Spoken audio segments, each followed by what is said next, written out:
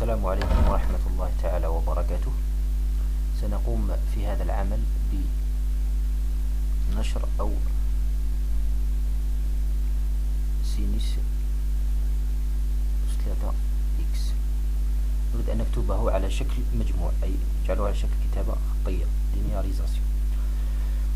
كيف أفعل؟ أول شيء لابد لي من بعض التذكير. نحن نعلم أن الكتابة الأسية لأي عدد مركب، نعلم أنه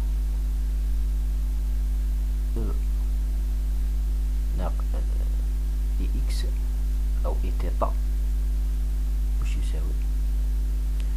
يساوي كوسينوس إكس زائد إي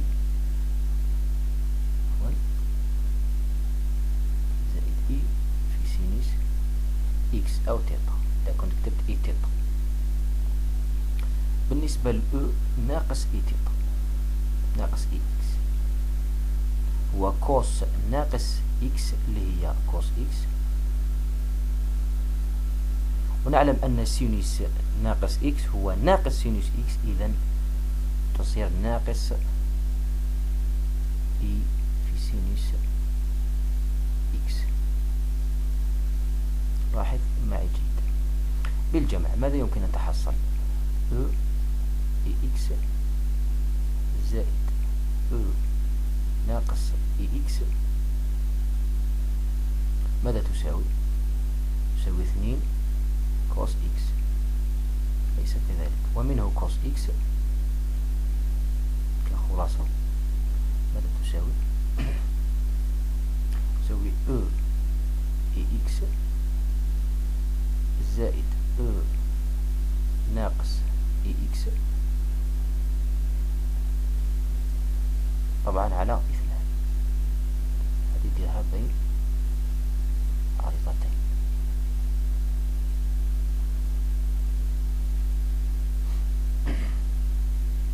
عفوا هنا يمكن أكتب كوس إكس وليس كوس، فقط أكمل العمل. لو فعلت الفرق الطرح أو ناقص إكس بالطرح ماذا يمكن أن تحصل؟ أن أو إي إكس ناقص أو ناقص إي إكس ماذا تساوي؟ الكوس طبعا سوف يطرحون ويبقى 2 إي سينوس إكس، ومنه سينوس إكس ماذا يساوي؟ يساوي أو باللون المغاير أو إي إكس ناقص أو ناقص إي إكس على 2. هذه فقط لابد أن تضعها في الحسبان.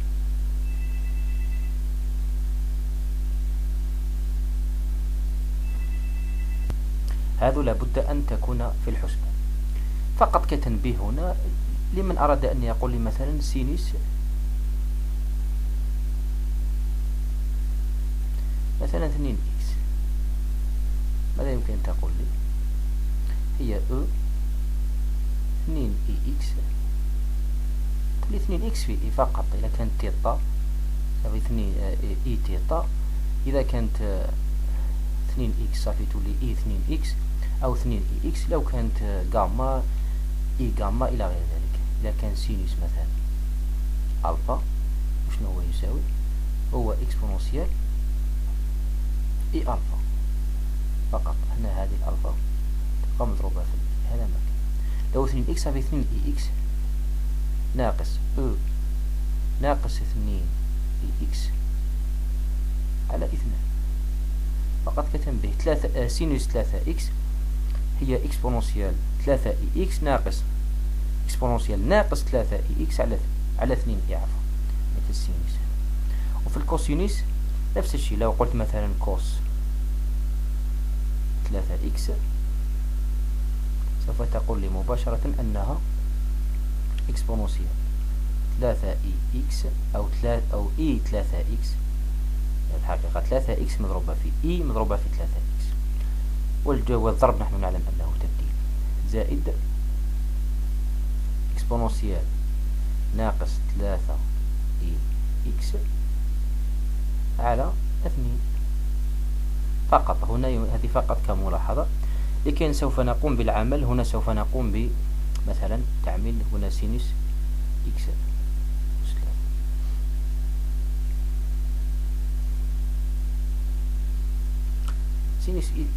سينوس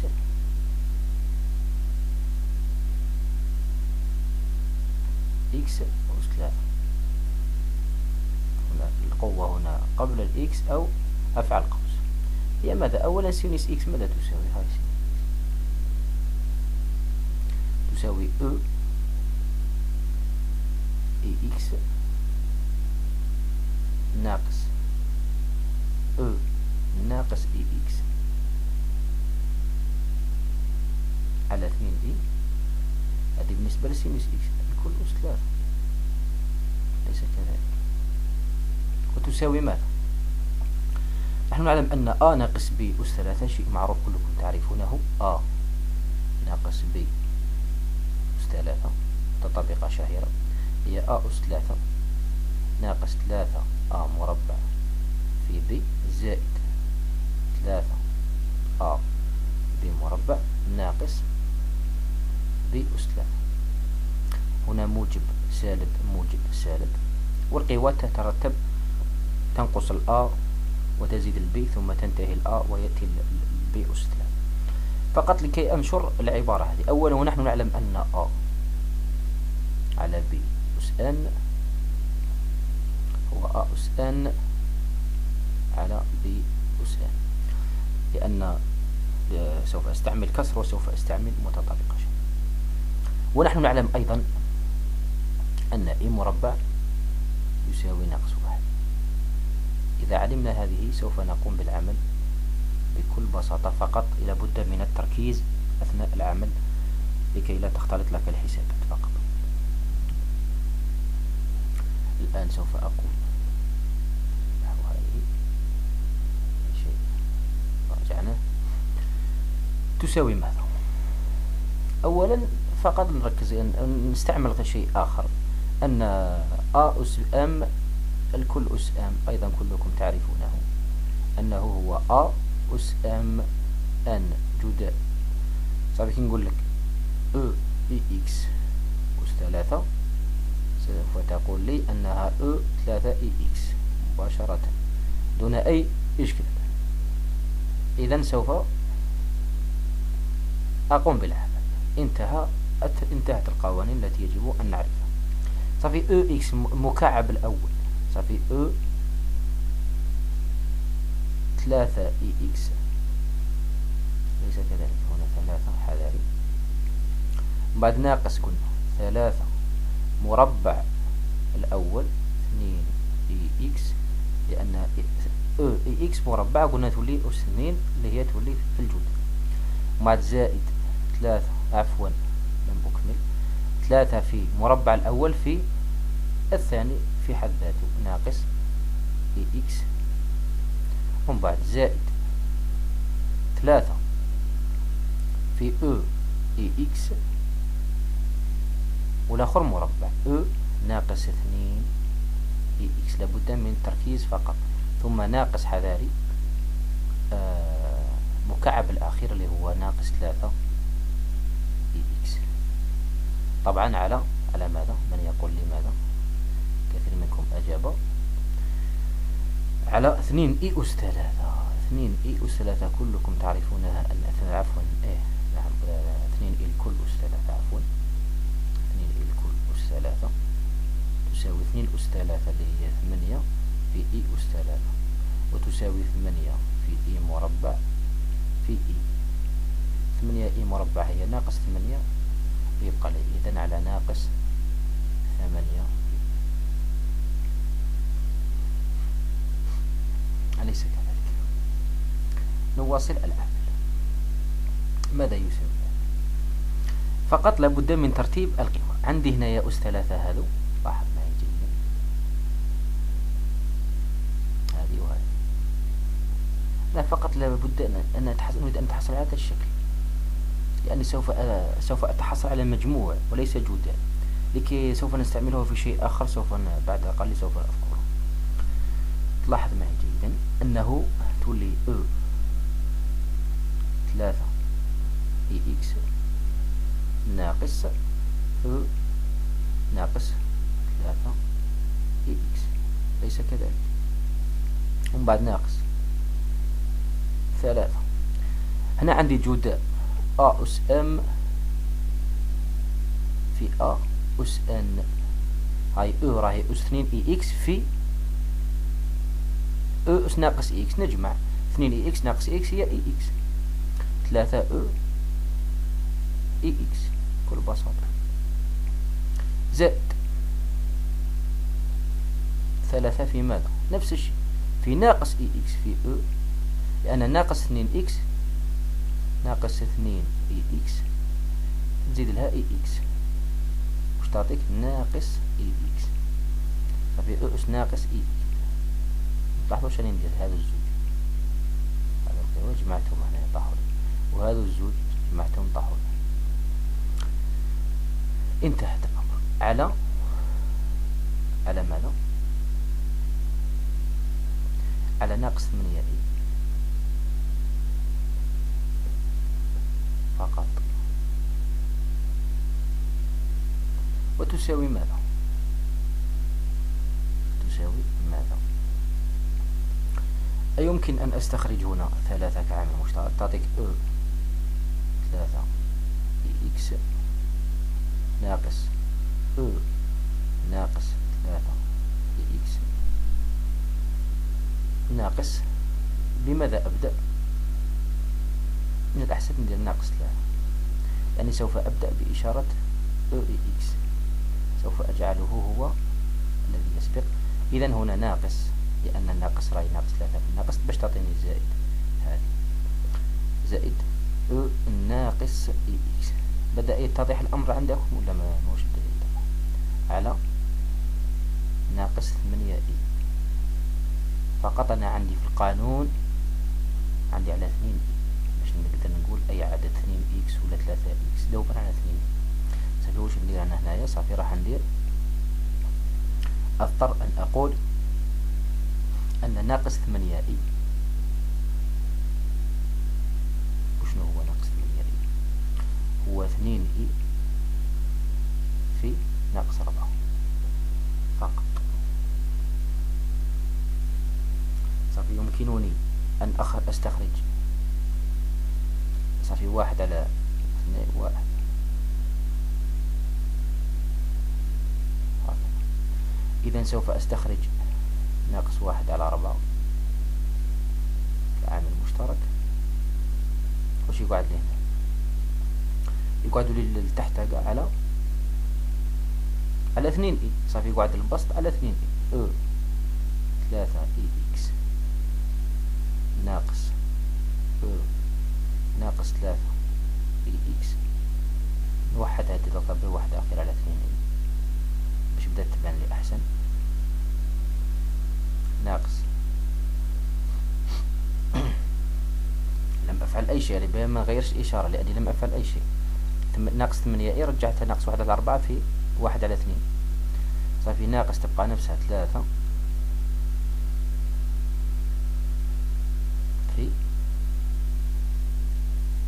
أو إي إكس ناقص أو ناقص إي إكس على 2 إي، ليس كذلك؟ وتساوي ماذا؟ تساوي ناقص 1 على 4. هذه ماذا؟ ما رأيكم في هذه؟ ماذا؟ كلكم قد اتضحت له. أليست سينيس 3 إكس هي بالذات؟ لأن عندي 3 إكس في الإي، 3 إكس في الإي بالناقص وبالقوة هنايا ناقص وخطرة زائد. إذا ولاد طبعا على 2 كلها سينوس 3 إكس ناقص 3.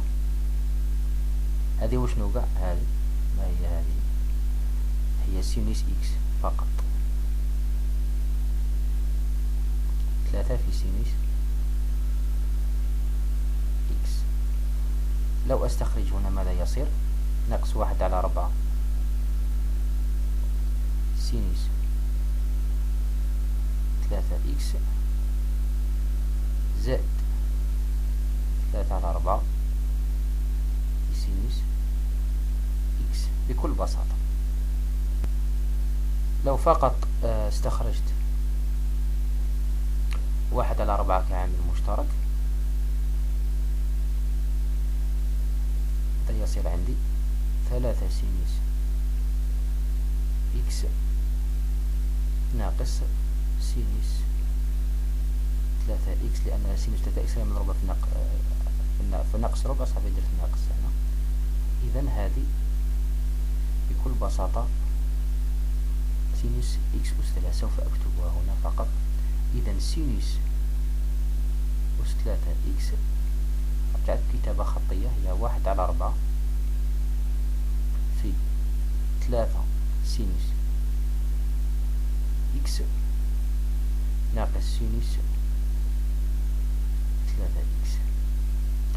فقط لو أريد أن أكامل سينوس أس 3 إكس دي إكس، أوجد الدالة الأصلية. هي الدالة الأصلية عفوا 1/4 عدد، عفوا ممكن نستخرج 3/4 مباشرة. 3/4 في التكامل تاع سينوس 3 إكس دي إكس ناقص 1/4 التكامل تاع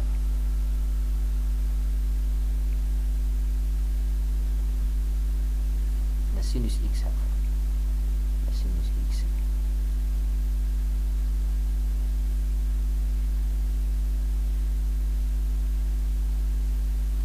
ناقص 1/4 التكامل تاع سينوس 3 إكس دي إكس، وتساوي ماذا؟ 3/4. ما هي الدالة الأصلية للدالة سينوس؟ ما هي السينوس؟ العملية العكسية هنا ناقص كوسينوس في ناقص كوسينوس إكس ناقص. ما هي الدالة الأصلية للسينوس 3 إكس؟ أولا الدالة الأصلية للسينوس هي الكوسينوس، وعندي إكس، إذا أقسم على ناقص 1/4 ما ننساهاش في 1/3 اللي هي 1/A في ناقص كوسينوس 3 إكس، صافي تولي زائد هنا في كوسينوس 3 إكس زائد ثابت التكامل، وتصير ماذا؟ ناقص 3/4 كوسينوس إكس زائد 1/12 كوسينوس 3 إكس زائد سي. لو استخرج عامل مشترك 1/3 يكون الأمر بسيط. سنلاحظ هل يمكن أن نتأكد. لاحظ أن لينياريزي إكس أس 3 تعطينا هذه اللي وجدناها قبل. نحوس تكامل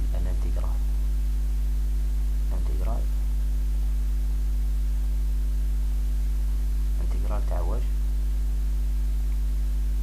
تاع إكس سينوس إكس أس 3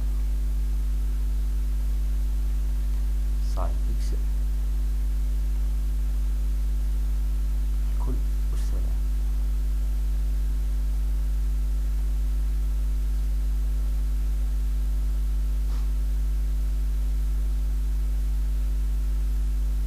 النتيجة هي 1/12.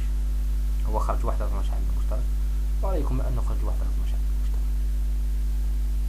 ما رأيكم أن نخرج 1/12 عامل مشترك؟ ماذا يصير عندنا؟ كوس 3 إكس ليس كذلك ناقص 3/4 هي ما هي إلا تنضرب في 3 9/12 بناقص 9 في كوس إكس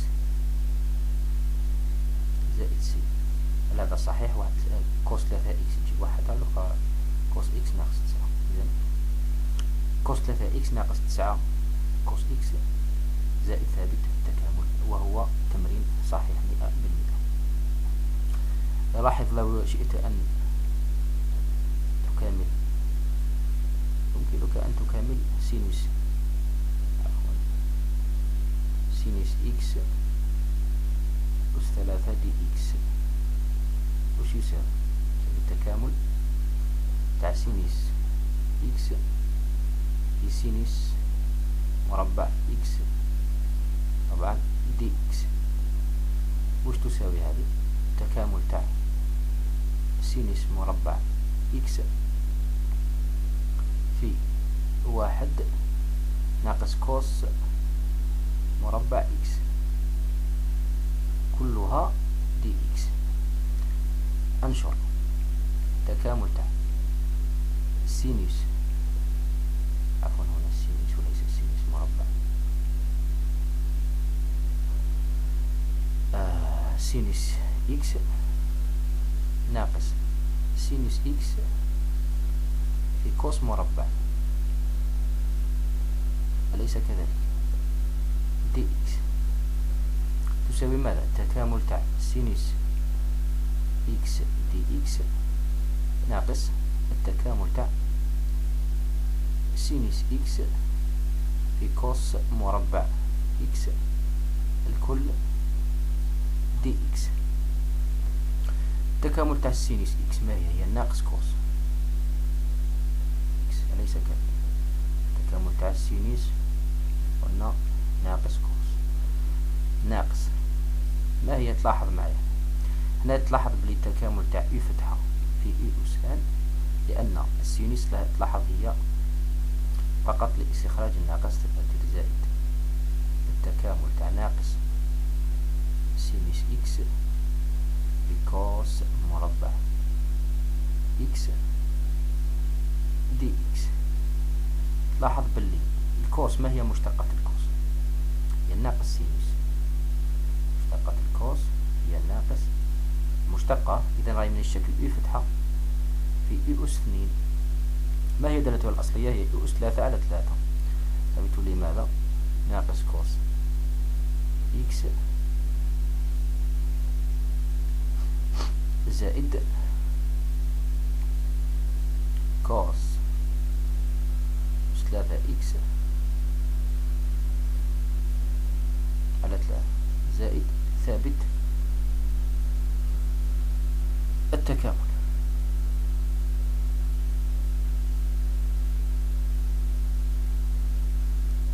تساوي ماذا؟ طبعا وهي تساوي تلك القيمة، تساوي القيمة التي تحصل عليها سابقا لو قمت بالبرهان، ولكن طريقة صحيحة، كلتاهما طريقتان صحيحتان. نرجو أن تكونوا قد استفدتم من الموضوع. لمن شاء أن يقوم بحساب مثلا شيء كوسينوس إكس أس 3 يقوم بحسابه، لأن الكوسينوس أسهل طبعا من السينوس. يقوم بحساب هذه إي إكس زائد ناقص إي إكس على 2 فقط إلى أس 3، ويقوم بحساب هذا راه جداء كوس في كوس في كوس، سيصير له مجموع يمكن أن يكمله طبعا بسهولة. لمن أراد أن يبحث يقوم بذلك، ويقوم بقوة أكثر إنشاء حتى إنشاء الأشكال الآتية، مثلا كوس مربع إكس بسينوس إكس مثلا، يريد أن يجعله على شكل مجموع، يكتب هذه كما يعلم وهذه كما يعلم، وينشر ويوزع ويقوم بالحساب ويتدرب على ذلك. سنفعلها إن شاء الله في موضوع لاحق بحول الله، وسنكمل بعض الأشكال التي يمكن أن يكون أحد الأس فيها من الشكل كوس ألفا سينوس بيتا، بحيث يكون كوس إكس أس بيتا، بحيث يكون أحد الأساس أحد الأسس يكون عدد فردي سنقوم بتكامل ذلك وهو شيء سهل. أما فإذا كان عدد غير فردي فلا بد من كتابة على الشكل الخطي على شكل مجموع لكي يتم، أو إن كانت هناك سهلة أسس صغيرة يمكن أن نستعمل التكامل بالتجزئة إلى غير ذلك من القوانين التي يمكن أن نستعملها بحول الله تعالى. شكرا على حسن الاهتمام، نلتقي في مواضيع أخرى بحول الله. نفس الموضوع أعدكم أني سوف أتطرق لمثل هذه التكاملات، وأتطرق أيضا لبعض الأمور. شكرا. كشوق الليالي لضوء القمر، كعشق